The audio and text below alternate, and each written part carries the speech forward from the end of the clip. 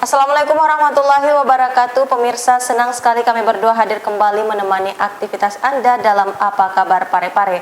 Bersama saya Jauhar Manikam dan saya Usutun Hasanah. Berikut Apa Kabar Parepare selengkapnya.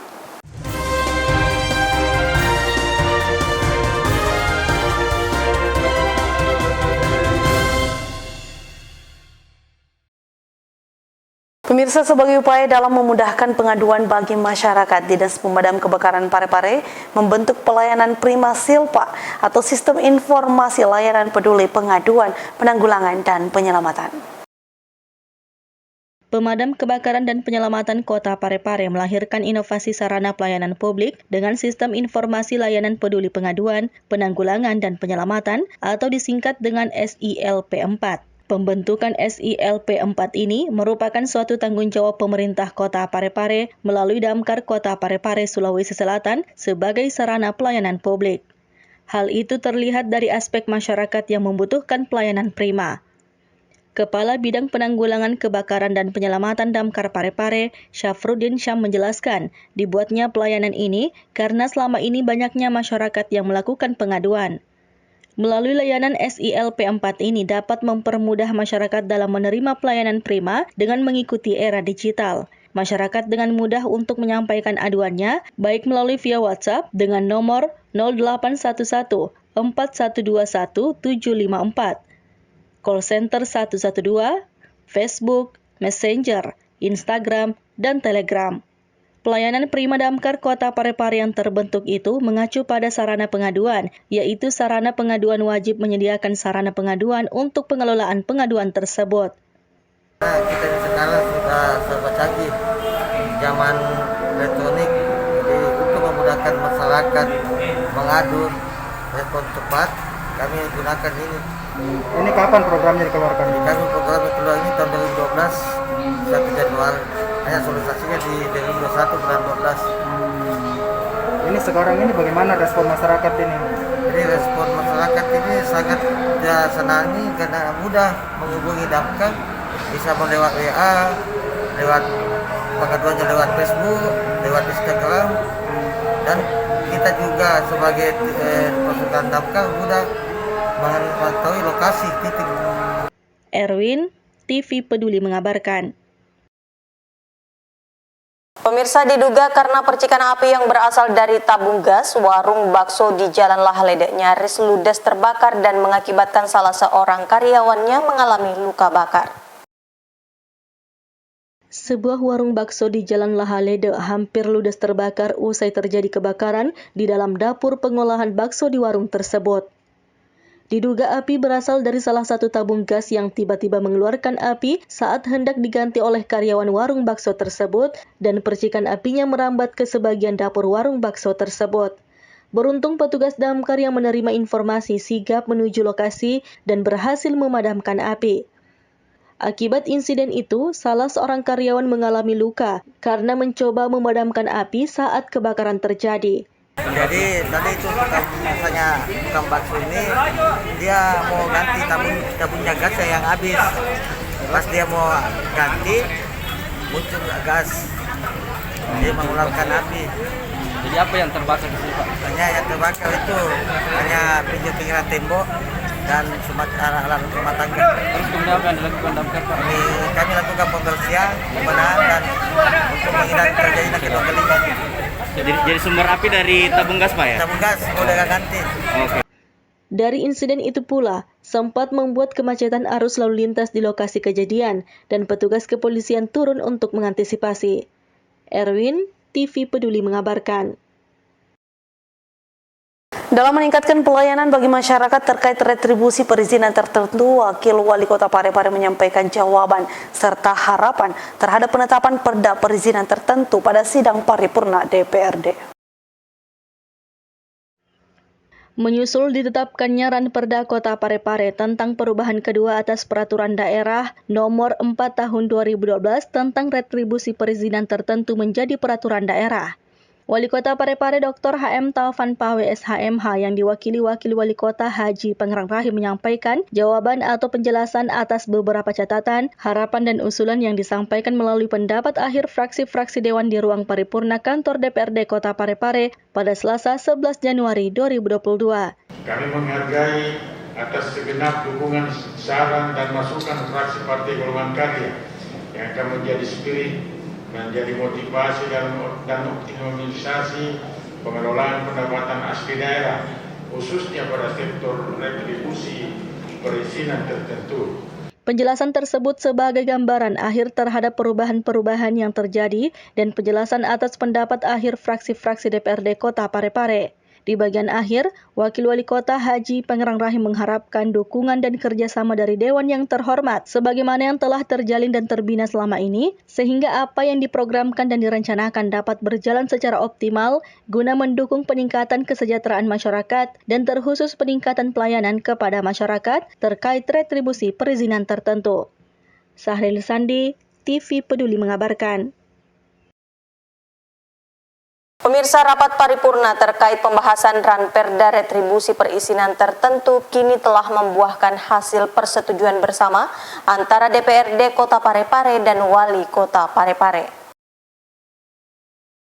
Dewan Perwakilan Rakyat Daerah atau DPRD Kota Parepare menggelar sidang paripurna dengan agenda persetujuan bersama antara pemerintah daerah Kota Parepare dengan DPRD Kota Parepare terkait Ranperda Kota Parepare tentang perubahan kedua atas Peraturan Daerah Nomor 4 Tahun 2012 tentang retribusi perizinan tertentu menjadi Peraturan Daerah. Rapat paripurna ini dipimpin Ketua DPRD Kota Parepare Haja Andi Nurhatina Tipu Esos, didampingi Wakil Ketua 1 DPRD Kota Parepare Haji Tasming Hamid SEMH, yang dihadiri Wakil Wali Kota Parepare Haji Pangerang Rahim pada Selasa 11 Januari 2022.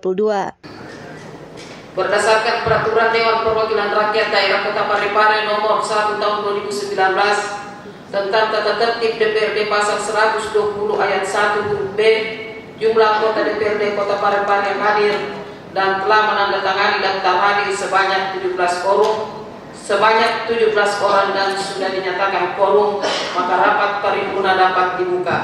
Dengan mengucapkan Bismillahirrahmanirrahim, rapat paripurna DPRD Kota Parepare, rapat ke-6 masa persidangan kedua tahun sidang ketiga tahun 2022 saya buka secara resmi dan terbuka untuk umum. Laporan hasil pembahasan terkait Ranperda Kota Parepare tentang perubahan kedua atas Peraturan Daerah Kota Parepare Nomor 4 Tahun 2012 tentang retribusi perizinan tertentu dibacakan oleh anggota Pansus Insinyur Ibrahim Suanda. Dalam rapat paripurna penyampaian pendapat akhir fraksi-fraksi DPRD Kota Parepare pada hari Senin tanggal 27 Desember 2021, 6 fraksi menerima dan menyetujui Ranperda Kota Parepare tentang perubahan kedua atas Peraturan Daerah Kota Parepare Nomor 4 Tahun 2012 tentang retribusi perizinan tertentu dengan rincian sebagai berikut. Wakil Wali Kota Parepare Haji Pangerang Rahim menyampaikan apresiasinya dan ucapan terima kasih yang setinggi-tingginya kepada seluruh anggota Dewan yang terhormat, lebih khusus kepada masing-masing ketua dan anggota Pansus, ketua dan anggota fraksi-fraksi yang telah bekerja secara maksimal untuk merampungkan pembahasan dua Ranperda tersebut. Kami mengapresiasi pimpinan dan anggota DPRD Kota Parepare yang telah membahas Ranperda tentang perubahan kedua atas Peraturan Daerah Kota Parepare Nomor 4 Tahun 2012 tentang retribusi perizinan tertentu.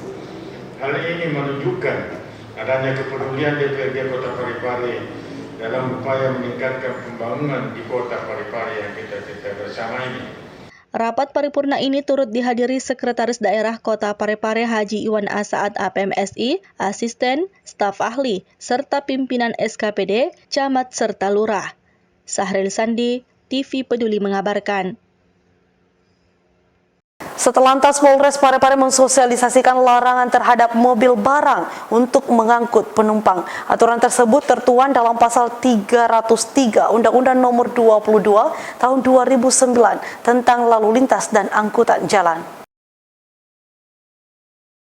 Satlantas Polres Parepare mensosialisasikan larangan terhadap mobil barang untuk mengangkut penumpang. Aturan tersebut tertuang dalam pasal 303 Undang-Undang Nomor 22 Tahun 2009 tentang lalu lintas dan angkutan jalan. Kasat Lantas Polres Parepare AKP Muhammad Yusuf menjelaskan, dalam pasal 303 berbunyi, setiap orang yang mengemudikan mobil barang untuk mengangkut orang, kecuali dengan alasan sebagaimana dimaksud, pasal 137 ayat 4 huruf A, huruf B dan huruf C, maka dipidana kurungan penjara paling lama 1 bulan atau denda paling banyak Rp250.000.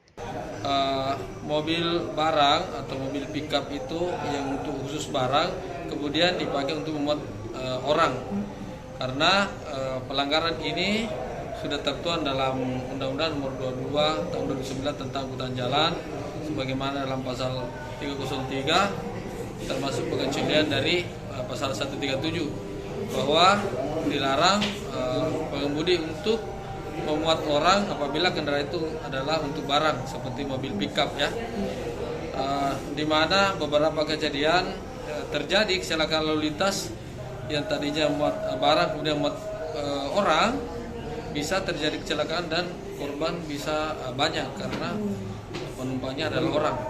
Oleh karena itu kami kembali mensosialisasikan dengan tegas bahwa apabila ditemukan di jalan ya kendaraan barang yang kemudian memuat orang akan ditindak secara tegas dan akan ditilang. Pihaknya saat ini juga melakukan sosialisasi dan himbauan kepada para pengusaha angkutan mobil barang, selain mengedukasi, juga memberikan pemahaman tentang aturan sebagai upaya untuk menekan angka kecelakaan lalu lintas. Nur Fadila Wahid, TV Peduli mengabarkan. Sebagai kota yang bergelut dalam bidang jasa dan niaga serta sebagai lokomotif perekonomian di wilayah timur Indonesia, Wali Kota Parepare Dr. HM Taufan PWS HMH mendukung penerapan sistem transaksi e-Pas di Pelabuhan Nusantara Parepare. Wali Kota Parepare mengapresiasi penerapan kartu e-Pas di kawasan Pelabuhan Nusantara yang dilakukan PT Pelindo Persero Regional 4 Parepare sebagai upaya Pelindo dalam memberikan kenyamanan. Hal ini disampaikan Dr. HM Taufan PWS HMH melalui Kepala Dinas Perhubungan Iskandar Nusu saat menghadiri kegiatan launching e-Pas Pelabuhan Parepare menuju Smartport di Aula Pertemuan Pelabuhan Nusantara baru-baru ini. Tidak hanya itu, sistem pengelolaan keuangan daerah khususnya di Kota Parepare diharapkan dukungan serta sinergitas dari berbagai pihak agar tata kelola keuangan daerah lebih transparan dan akuntabel termasuk aktivitas di kawasan pelabuhan. Kota Parepare atas inovasi yaitu elektronik pas atau e-Pas dalam hal ini merupakan upaya PT Pelindo dalam memberikan kenyamanan kepada para penumpang. Penerapan e-Pas tersebut sebagai bentuk komitmen Pelindo untuk meningkatkan level of service jauh lebih bagus sebagai hub pelabuhan di wilayah timur Indonesia. Penerapan e-Pas ini akan meningkatkan kinerja Pelindo Kota Parepare dalam memberikan pelayanan kepada masyarakat. Dengan adanya e-Pas ini, seluruh pembayaran yang menggunakan jasa di Pelindo di Pelabuhan Parepare kini tidak lagi menggunakan metode konvensional. Pembayaran pas masuk pelabuhan ini yang awalnya dilakukan secara manual kini telah dilangsungkan secara elektronik. Hal ini merupakan bentuk dukungan dalam menerapkan gerakan nasional non-tunai yang telah dicanangkan oleh pemerintah pusat. Oleh karena itu saya berharap pembangunan layanan e-Pas ini dapat disosialisasikan dengan baik kepada masyarakat sehingga dapat diketahui secara luas penggunaan dan manfaatnya. Iskandar Nusu menambahkan, Parepare merupakan kota yang bergerak di bidang jasa dan niaga. Sangatlah diperlukan upaya pergerakan perekonomian di Pelabuhan Nusantara yang menjadi lokomotif besar Indonesia bagian timur. Sri Ayu, TV Peduli mengabarkan. Dinas Perdagangan Parepare melakukan sidak produsen tahu tempe di beberapa pabrik. Hal ini dilakukan berdasarkan laporan dari warga yang menemukan kenaikan harga tahu dan tempe di pasaran. Dinas Perdagangan Kota Parepare kembali melakukan inspeksi mendadak. Kali ini, Kepala Dinas Perdagangan Prasetyo bersama jajarannya turun memantau harga tahu dan tempe di beberapa pabrik. Hal itu dilakukan berdasarkan laporan warga yang menemukan kenaikan harga tahu dan tempe. Dari hasil sidak, harga tahu tempe cukup stabil, apalagi kedelai yang digunakan pabrik, baik yang berada di Lumpue dan Mati Rotasi, menggunakan bahan kedelai impor. melakukan inspeksi kunjungan ke pabrik-pabrik tempe dan tahu di Kota Parepare karena kami mendengar keluhan harga kedelai meningkat, naik. Tapi setelah kami melakukan inspeksi, ternyata harga kedelai cukup stabil, ada kenaikan tapi tidak terlalu berarti. Yang ini bisa disesuaikan oleh para pedagang. Para pedagang sendiri merasa belum terlalu gerah dengan kenaikan harga kedelai ini. Harga kedelai sekarang itu impor itu 500.000 per 50 kilo per karung, artinya 10.000 per kilogram. Angka ini harga ini dinilai masih cukup. Adapun harga tahu tempe saat ini bervariasi, berkisar dari Rp9.000 hingga Rp12.000 per kilogram. Nur Fadila Wahid, TV Peduli mengabarkan. Pemirsa, program wisata pos digalakan PT Pos Parepare kepada sejumlah pelajar mulai dari tingkat TK hingga SMA. Program ini diharapkan agar para generasi muda lebih mengenal kinerja PT Pos. Sebagai bentuk upaya dalam memperkenalkan pos kepada generasi muda di Kota Parepare, Kantor Pos Parepare menyediakan program wisata pos. Program ini telah hadir sejak lama yang dikhususkan bagi peserta didik baik tingkat TK, SD, SMP maupun SMA. Bagian layanan Kantor Pos Parepare, Firman, yang ditemui beberapa waktu lalu menjelaskan tujuan dari wisata pos ini guna memperkenalkan serta memberikan informasi mengenai pos kepada generasi muda, mulai dari cara mengirim surat, layanan sampai dengan jenis transaksi yang ada di kantor pos. Meski di tengah pandemi, namun pihak kantor pos kembali melakukan sosialisasi program wisata pos di sekolah-sekolah, seperti yang baru-baru ini dilakukan di salah satu sekolah tingkat SMA. Dan ini bertujuan untuk memperkenalkan kepada kaula-kaula muda mengenai apa sih itu pos, di pos itu bisa apa saja, dulu pos bagaimana, sekarang pos bagaimana, dan nantinya semua pengunjung, baik dari tingkat TK, SD, SMP, SMA bisa mengenal pos lebih jauh.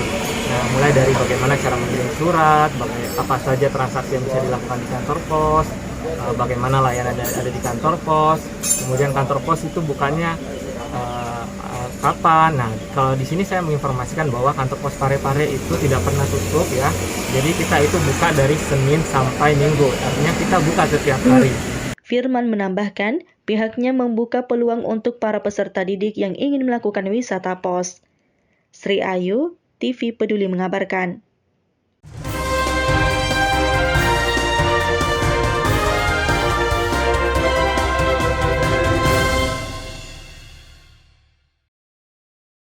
Pemirsa, untuk informasi cuaca wilayah Kota Parepare kami akan sajikan laporan dari BMKG Makassar berikut ini.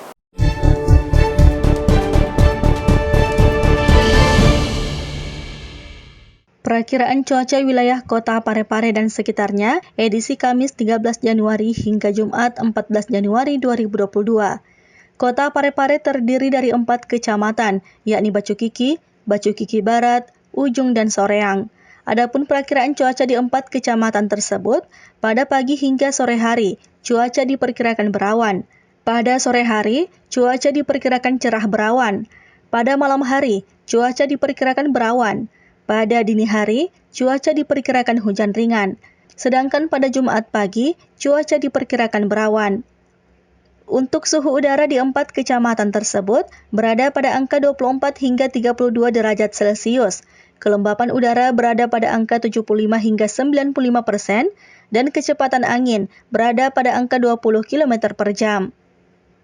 Informasi ini diperoleh dari BMKG Makassar pada Rabu 12 Januari 2022 pukul 9:34 waktu Indonesia Tengah.